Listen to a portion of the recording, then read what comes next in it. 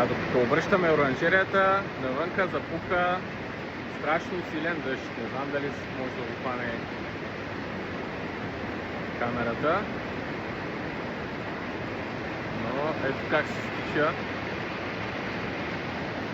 И то между другото в такова време се работи по-добре, отколкото в Припек, така че даже благодаря на Бог, че дай такова време, за да може да свърша работата в оранжерията.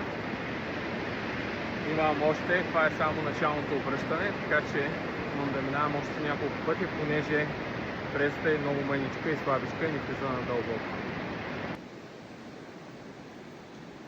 Ами за днеска толкова.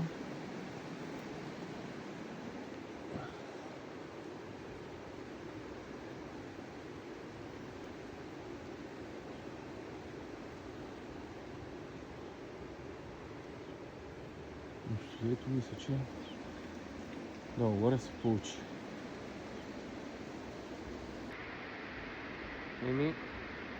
Обръщането го направихме. Сега предстои слагане на капковото напояване.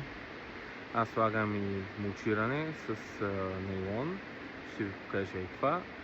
И надявам се до 1-2 дена максимум вече почнем да сложим домати и краставици, пътладжан и така. Така че следете канала.